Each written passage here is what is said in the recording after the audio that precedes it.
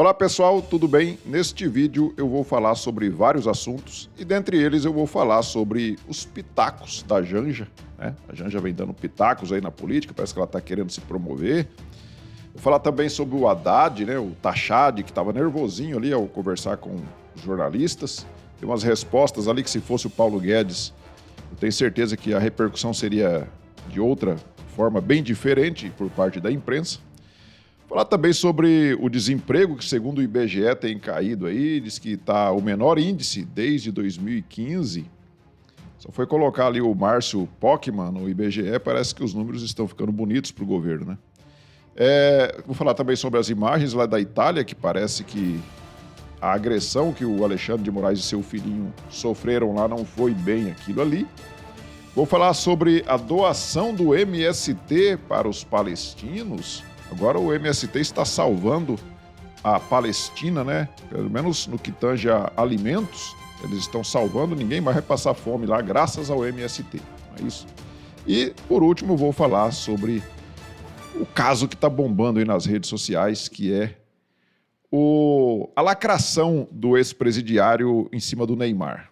O ex-presidiário está querendo esconder aí a sua falta de capacidade de governar e a sua incompetência mesmo, né? A sua incompetência dele e de seus ministros.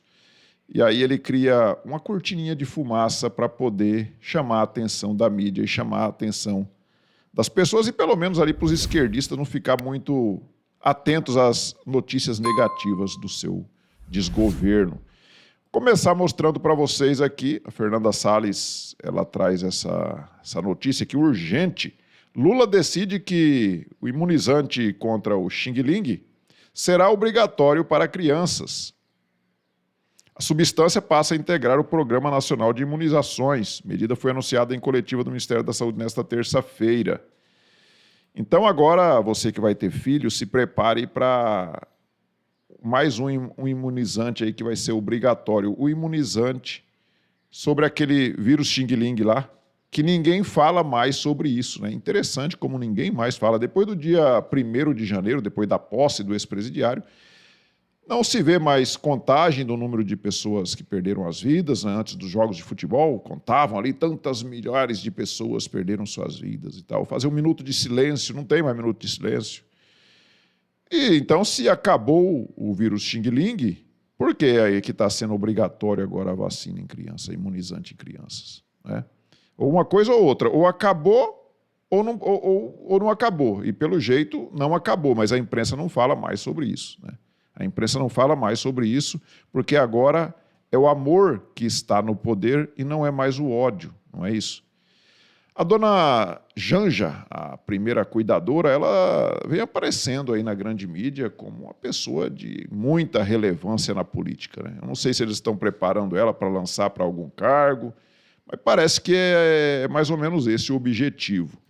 E nós vemos aqui no jornal O Globo, Janja diz que ONU fracassou em aprovar resposta ao conflito entre Hamas e Israel. Então ela fica dando palpite, a Janja é aquela pessoa que não sabe de nada, é uma semi-analfabeta.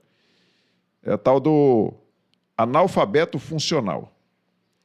E ela dá palpite em tudo, tudo. E aí, cada palpite dela que sai, que ela dá, que ela posta nas redes sociais, a imprensa faz questão de divulgar, né? Uma outra coisa que ela colocou aqui no Twitter dela, né? No ex-Twitter, agora o X.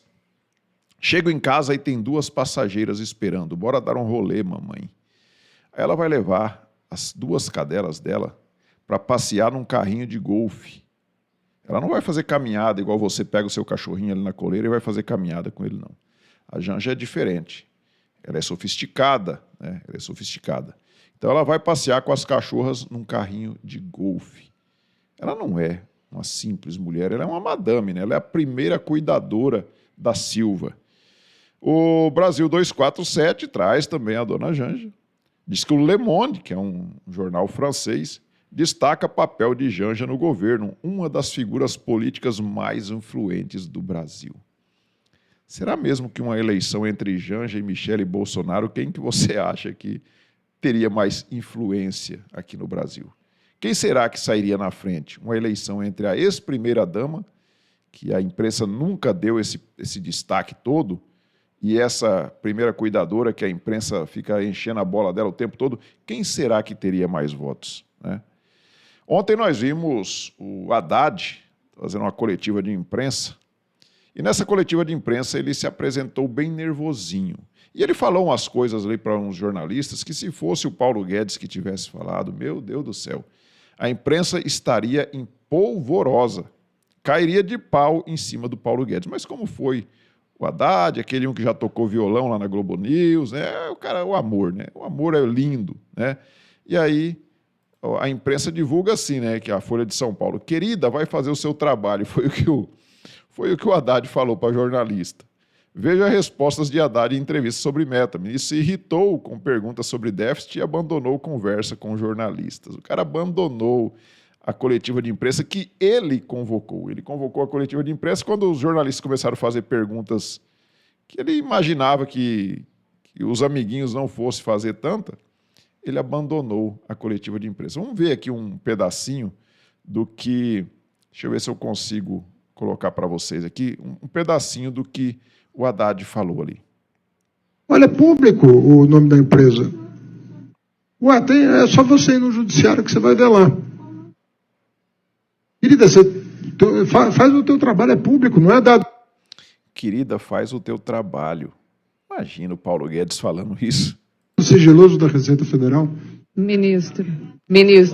Querido, aí se você quiser me entender bem, se não quiser me entender bem, eu estou se você quiser me entender bem, se não quiser me entender bem também. Quer dizer, imagina... Não, vamos continuar. Respondendo para você que eu, enquanto ministro da Fazenda, vou buscar o resultado que eu considero o melhor para o país, que é buscar o equilíbrio fiscal, e o que eu puder fazer para que esse equilíbrio seja atingido, eu vou fazer. Isso a gente precisa saber da meta. A gente não, todo mundo, o Brasil inteiro tem a meta. Da minha meta está estabelecida, tá bom? Continua mantida a meta de superávit zero? A minha meta estabelecida. Eu vou buscar o equilíbrio fiscal de todas as formas justas e necessárias para que nós tenhamos um país melhor. Eu insisto na pergunta dos meus colegas. O governo, então, admite mudar a meta fiscal do ano que vem? Sim ou não, ministro? Querida, eu estou falando para você, já falei a quarta vez que eu respondo. Mas o senhor está tergiversando, ministro. O Ministério da Fazenda, nós vamos levar medidas para o governo para que os objetivos do governo sejam alcançados, independentemente desses contratempos que foram apurados ao longo do exercício e que tem trazido a erosão da base de cálculo dos tributos federais. Mas precisa validar na política as decisões que vão ser tomadas. Existe uma percepção, obrigado, ministro, do mercado sobre leniência do Banco Central. E aí ele foi embora antes de responder as perguntas. Na verdade, não respondeu nenhuma pergunta, né? Que perguntavam ali se o governo ia cumprir a meta fiscal, né? Mas ele dizia que a meta dele, ele ia fazer de tudo para cumprir. O governo, ele tergiversou, como disse a repórter ali, e não respondeu. E levantou e saiu no meio da coletiva e foi embora. Você vê como ele foi ríspido com os jornalistas ali e você não vê na grande imprensa dizendo que ele foi mal educado, que ele foi deselegante com a imprensa. No mínimo isso. Não. Agora, se fosse um outro ministro qualquer na época do presidente Bolsonaro, meu Deus do céu, a imprensa falaria coisas absurdas. Jornal Globo. Lula diz que Bolonaro, está escrito Bolonaro aqui no Jornal Globo. Lula diz que Bolonaro, porque eles não esquecem do Bolonaro, né? O Lula não esquece do Bolonaro, que parece que o Bolonaro fez uma cabaninha dentro da cabeça dele e ele não sai de lá de dentro. Lula diz que Bolonaro entrou em parafuso após a eleição e tentou o golpe no dia da diplomação. Então, o ex-presidiário, como ele está com um desgoverno com números péssimos, a economia vem degringolando, aí ele tem que ficar colocando o Bolsonaro no meio da conversa para poder chamar a atenção da mídia, porque ele sabe que Bolsonaro chama a atenção da mídia. Ele, quando faz uma live, tem ali 1000 pessoas assistindo. Ninguém quer ver esse ex-presidiário falando as asneiras que ele fala, ficar conversando com passarinho, essas coisas, ninguém quer ver. Então ele tem que colocar o Bolonaro no meio, como diz ali o Globo, né? Tem que colocar o Bolonaro no meio para ver se dá algum ibope.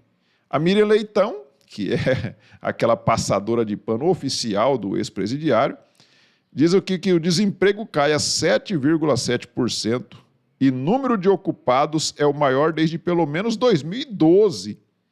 Desde 2012. A Miriam Leitão está dizendo que o desemprego caiu a 7,7% e o número de ocupados é o maior desde 2012. Eu não sei se tem alguma coisa a ver, mas dá a entender que depois que colocaram o Márcio Pokémon lá no IBGE, para ser o presidente do IBGE, parece que os números começaram a ficar bonitos, né? E o Marcinho Postman, que é o conhecido como aquele cara que faz mágica com os números, né? Ele gosta de manipular números, parece que vem dando o resultado para o qual ele foi colocado lá, que ele foi colocado no IBGE justamente para isso. Aqui no Estadão diz o seguinte, que menor taxa de desemprego desde 2015. A Miriam Leitão já falou que é a maior taxa de emprego desde 2012. IBGE aponta desaceleração no índice para 7,7% em setembro.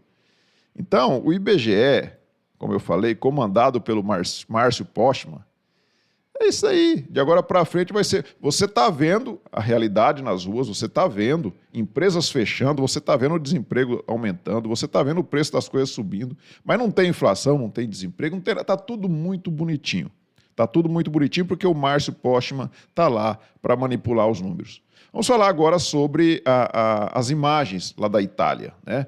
O Alexandre de Moraes estava lá em Roma com o filhinho dele, que parecia ser uma criança, a imprensa no primeiro momento falou como se fosse uma criancinha, e alguém teria agredido essa criança inofensiva, né? Indefesa, essa criança indefesa. Mas, na verdade, o filho do Alexandre de Moraes é um puta de um marmanjo. E aí é o seguinte, diz que ele tinha apanhado de um cara e o Alexandre de Moraes chamou o senhor lá de bandido. Pelo menos vazou parte da imagem aí, o Alexandre de Moraes chamando o senhor lá de bandido. E aí, parece que a polícia italiana deu um parecer que não... Vamos ver aqui. Aqui no UOL Notícias, polícia italiana não viu crime contra Moraes, diz ofício enviado por defesa. A defesa do senhor lá, que é acusado pelo Alexandre de Moraes, inclusive teve busca e apreensão na casa dele, a Polícia Federal foi na casa do cara. Hoje em dia, você olhar feio para um ministro do Supremo Tribunal Federal, eles já mandam a polícia na sua casa, sabe? A polícia não é mais uma polícia de Estado, não. É uma polícia deles, para servir para causas particulares, causas pessoais deles. E aí eles fazem perseguição às pessoas que não gostam deles e que declaram que não gostam deles, né? Eles não conseguem sair à rua aqui no Brasil e quando está no exterior que encontra algum brasileiro que os reconhece também, a coisa parece que não é muito boa para o lado deles, mas eles deviam absorver isso daí. É o que fala aqui, por incrível que possa parecer aqui no UOL Notícias, o Walter Maierovitch, ele diz o seguinte, parecer da polícia italiana não tem validade no Brasil, diz o Maierovitch. Mas eu vou colocar o áudio aqui, o áudio para vocês ouvirem o que diz o Walter Maierovitch. E esse documento anexado pela defesa, né, dos empresários, da família, envolvida nessa questão, né, da suposta agressão ao ministro Alexandre de Moraes. Que peso esse documento tem? O que isso significa nesse caso? Três coisas eu acho importantes para te dar essa resposta. A primeira, vamos imaginar se o Alexandre de Moraes, ao invés de juiz, fosse um juiz de futebol, um árbitro de futebol. E, num determinado jogo, ele ouvisse todo um Maracanã falando, juiz, vai para Bauru. Como ele reagiria? Ia prender todo mundo? Essa reação, me parece, seria igual a que ele fez no aeroporto. Ou seja, foi ofendido, teve coro, ato não civilizado, não ético, mas ele agiu da pior forma possível. Vale dizer, da forma do valentão que não leva desaforo para casa. Homem público tem que levar, tem que escutar e não pode aí chamar o outro nem de mané. Então, esta é a primeira colocação. Ou seja, o Alexandre, com todas as providências que ele pediu e que ele determinou, ele semeou o vento e agora está colhendo a tempestade. A primeira tempestade são essas fotos, e com um parecer de um policial ou da polícia italiana, que é contrário a ele, porque diz que quem iniciou o ponto das vias de fato, ao empurrar ou ao movimentar o braço, como diz o policial italiano, foi o filho do Alexandre de Moraes, e eu estou agora me referindo às vias de fato. Então, e teve aí, por outro lado, a reação que, segundo o laudo italiano, apenas ocorreu um esbarrão no óculos. Bom, o que diz a Polícia Federal? A Polícia Federal começa a dizer que pode ter ocorrido, ou seja, não há certeza, pode ter ocorrido. E nós temos que entrar num terceiro passo, que é a perícia. Quanto vale esse laudo italiano? A princípio, não vale nada, porque não é a justiça brasileira, não é a polícia brasileira. Mas diz o Código de Processo Penal que o juiz é o perito dos peritos. Vale dizer, ele tem um livre convencimento. Ele pode se convencer pelas imagens, o quê? Que, com relação a vias de fato, há uma prova duvidosa, e o que diz a jurisprudência do Supremo, Diego, que quando não existe uma prova forte e duvidosa, se absolve os dois lados. Então, o problema, essa é o problema é que hoje em dia aqui no Brasil não tem mais lei, né? As leis não são mais cumpridas, principalmente pelo nosso Supremo Tribunal Federal. E, surpreendentemente, a análise do Walter Maierovitch me surpreendeu lá na UOL, do lado ali do japonês, ali do Sakamoto, o petista Sakamoto. O Maierovitch fez uma análise brilhante. É isso mesmo, né? É como se fosse um juiz de futebol e a torcida começasse a xingar ele ia prender todo mundo. Agora, o Alexandre de Moraes é um cara público, ele chamou essa atenção dele para todo mundo, porque as ações, as decisões que ele vem tomando é para chamar atenção mesmo. E aí, quando ele sai em público, ele não quer ser importunado. Ele não quer ser importunado, ele manda a polícia atrás de qualquer um que ouse olhar feio para ele. Então, essa história está muito mal contada. Se tivesse realmente acontecido o que eles falaram no começo, que a Globo anunciou no começo que o cara tinha agredido o filho do Alexandre de Moraes, vocês acham mesmo que essas imagens não teriam sido divulgadas até agora? O que a gente mais vê aqui no Brasil é vazamento de imagens, vazamento de conversa, de gravações, de telefones grampeados. E aí não tem um vazamento dessas imagens. Tá de brincadeira, né? Ninguém vai acreditar numa coisa como essa. Pessoal, mudando de assunto, vocês acreditam que o MST está mandando alimentos lá para os palestinos lá na faixa de Gaza? Exatamente isso. Quem diria, hein? MST, mas só que tem que fazer propaganda, né? Ele não pode mandar sem ninguém, não pode fazer uma doação sem divulgar na imprensa. Tem que divulgar porque tem que fazer o lado bonzinho deles, né? Então, está aqui na UOL, Guerra Israel-Hamas. MST envia 2 toneladas de alimentos a palestinos em avião das Forças Armadas. O MST está enviando 2 toneladas de alimentos, ou seja, 2.000 quilos de alimento. 2.000 quilos de alimento para mandar daqui lá para a faixa de Gaza, o que vai queimar de gasolina esse avião dá para comprar no mínimo 10 vezes mais do que vai gastar, do que custaria, né, a própria carga, o próprio 2 toneladas de alimento. Aqui na Globo News, 2 toneladas de comida doadas pelo MST serão levadas para civis afetados pela guerra na faixa de Gaza.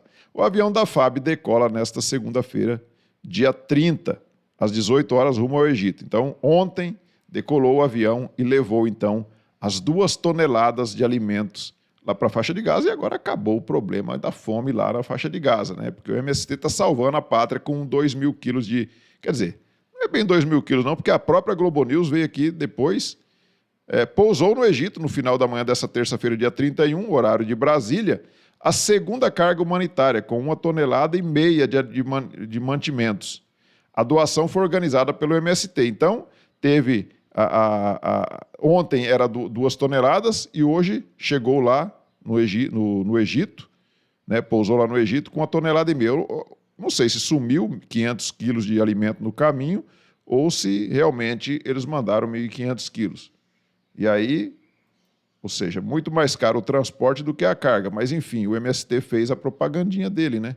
O MST fez a propaganda dele. E falando do conflito lá em Israel, uma outra surpresa para mim foi a análise do jornalista Demetrio Magnoli, aqui da Globo News, que ele disse o seguinte, eu não vou colocar o vídeo aqui, mas ele fala o seguinte: o fato de que o direito à autodefesa está na Carta da ONU não resolve o problema desse conflito em particular. No momento em que vários países pedem, e até uma resolução da Assembleia Geral da ONU quase pede abertamente um cessar-fogo, um cessar-fogo, nesse momento, seria a suspensão da reação de Israel e, na prática, a manutenção do Hamas no governo de Gaza, com as suas capacidades militares intactas, analisa o Demetrio Magnoli. E é exatamente isso.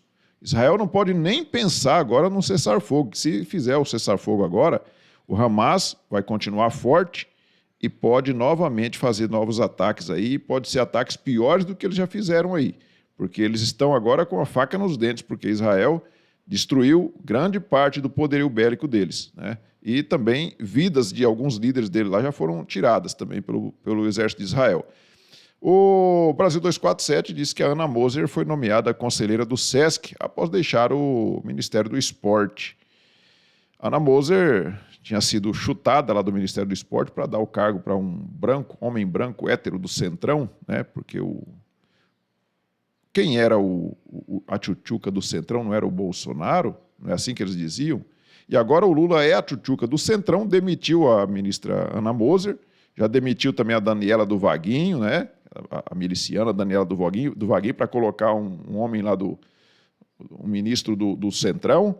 Também tirou a presidente da Caixa Econômica Federal e colocou um presidente para a Caixa lá, um homem também, um homem branco hétero do Centrão, como eles dizem, né, que eles gostam de dizer isso, e realmente o Lula virou uma tchutchuca do Centrão. Tchutchuca do Centrão, o Lula. E agora vamos falar sobre o assunto que está rendendo nas redes sociais. Nossa, você abre o Twitter agora, o X, que é o ex-Twitter, só fala sobre isso. Só fala sobre a lacração do Lula. O Lula, como ele tem que procurar uma cortina de fumaça, como eu disse no começo do vídeo, né? Aí ele veio com essa agora. Ele veio com essa e aí ele gravou esse vídeo aqui que dá uma cutucadinha no Neymar. Dá uma olhada.